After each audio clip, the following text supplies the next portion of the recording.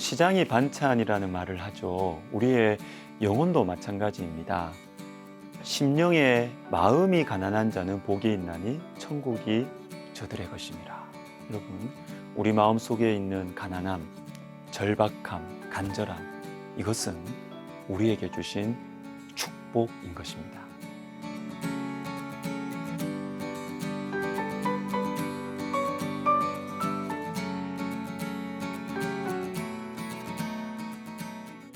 요나서의 주제는 우리를 참으시고 변화시켜 나가시는 하나님입니다. 2장 8절과 9절이 핵심 주제를 잘 보여주고 있는데, 거짓되고 헛된 것을 숭상하는 모든 자는 자기에게 베푸신 은혜를 버렸사오나 나는 감사하는 목소리로 주께 제사를 드리며 나의 서원을 주께 갚겠나이다. 구원은 여호와께 속하였나이다 하니라. 자, 여기에 보시면 두 종류의 사람이 나와요.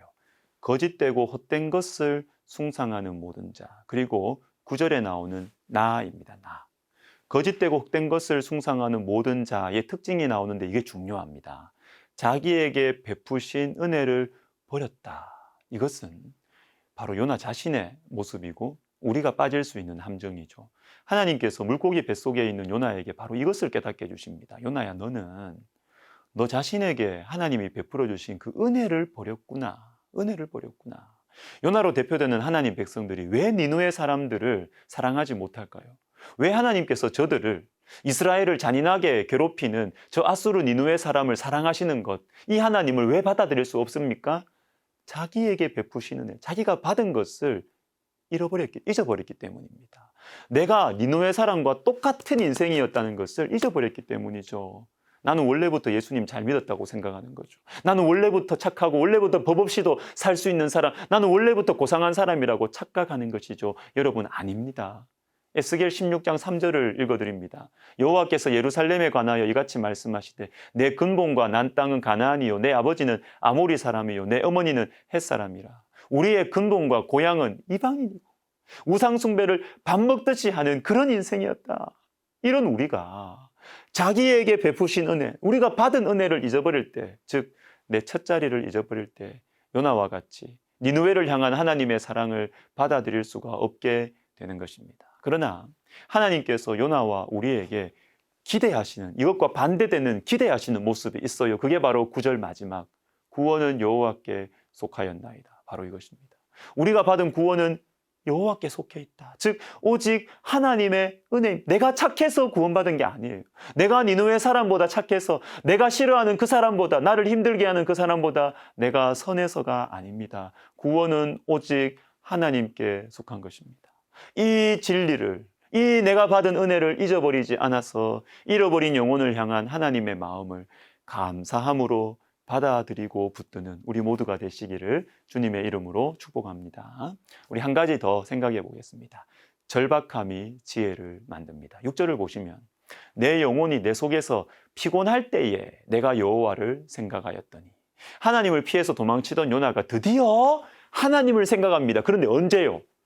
물고기 뱃속에 있을 때입니다. 그리고 방금 읽은 말씀에 따르면 내 영혼이 피곤할 때입니다. 여러분, 내 영혼이 피곤해요. 힘이 없어요. 이제는 불순종할 에너지도 없습니다. 바로 이때 하나님이 생각나요. 하나님을 생각하는 거예요. 이제 유일한 희망이 하나님이시다. 이 절박함, 이때 절박함이 있는 이때 하나님을 바라보는 것입니다. 여러분, 하나님을 바라보는 것이 지혜입니다. 그런데 절박함이 지혜를 만들어요. 절박함을 유지하는 것이 소중한 것입니다. 요한계시록 3장 17절을 보시면 내가 말하기를 나는 부자라 부요하여 부족한 것이 없다 하나 내 곤고한 것과 가련한 것과 가난한 것과 눈먼 것과 벌거벗은 것을 알지 못하는다. 나는 부자라 부요하여 부족한 것이 없다 하는 이 말이 무슨 뜻입니까? 단순히 돈이 없다, 이런 외적인 모습 자체를 말하는 게 아니에요. 스스로가 나는 부족한 것이 없다, 즉 나는 내 힘으로 살아갈 수 있다, 나는 돈이 많다, 이게 아니고요. 나는 내 힘으로 스스로 살아갈 수 있다. 이런 인생관, 이 마음, 이것이 문제죠. 특별히 여러분, 이 말씀은 라오디게아 교회가 하는 말이에요. 하나님을 아는 사람들이, 하나님을 믿는 사람들이 이 말을 한다는 것입니다. 나는 부요하여 부족한 것이 없다. 즉 하나님을 의지하지 않고도 잘 살 수 있다는 것입니다. 이것이 위험해요. 뒷부분을 보십시오. 내 곤고한 것과 가련한 것과 가난한 것과 눈먼 것과 벌거벗은 것을 알지 못하는 것도다. 자신을 몰라요. 실제 내 상태가 곤고하고 가련하고 가난하고 눈멀고 벌거벗었는데 그걸 모르는 것입니다. 이것이 미련한 것이죠. 그러나 여러분, 절박하면 하나님을 찾습니다. 하나님을 찾는 지혜는 절박할 때 생깁니다. 여러분, 삼손 아시죠? 삼손이 삼손다워질 때가 있었습니다. 사사기 15장 18절이에요. 삼손이 심히 목이 말라 여호와께 부르짖어 이르되 주께서 종의 손을 통하여 이 큰 구원을 베푸셨사오나 내가 이제 목말라 죽어서 할례 받지 못한 자들의 손에 떨어지겠나이다 하니. 아니, 이게 뭐가 삼손다운 것입니까? 삼손하면 힘이잖아요. 삼손하면 상남자 아닙니까? 그런데 목이 말라서 하나님께 부르짖어 기도하는 모습, 이게 뭐가 삼손답습니까? 여러분, 방금 읽은 말씀은요, 삼손이 처음으로 기도다운 기도를 하는 모습입니다. 삼손과 같은 사사가 해야 되는 역할은 이스라엘의 왕은 하나님이시다라는 것을 알려주는 역할이었어요. 내 힘을 믿고 내 힘 막 사용하는 게 역할이 아니에요. 그거 하다가 삼손이 망하죠.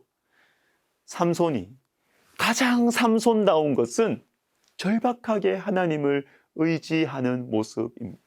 절박함이 참된 능력이고 참된 지혜를 만들어 주는 것입니다. 하나님을 바라보는 마음, 하나님을 의지하는 절박한 마음을 유지하는 것, 이게 참된 지혜고 영적인 실력인 것입니다. 여러분, 이를 위해서는 말씀을 묵상해야 됩니다. 부유해도 사람들이 보기에는 부족한 것이 없는 것 같아도 주님 앞에서 눈물로 기도하는 분들이 계세요. 왜 그럴까요? 말씀을 가까이 하시기 때문입니다.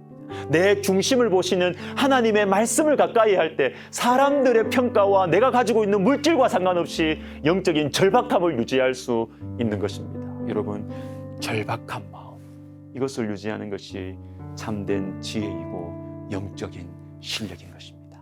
기도하겠습니다. 하나님 아버지, 우리의 마음에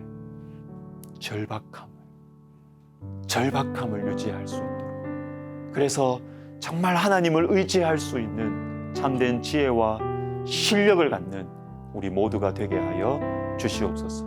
예수님의 이름으로 기도하옵나이다.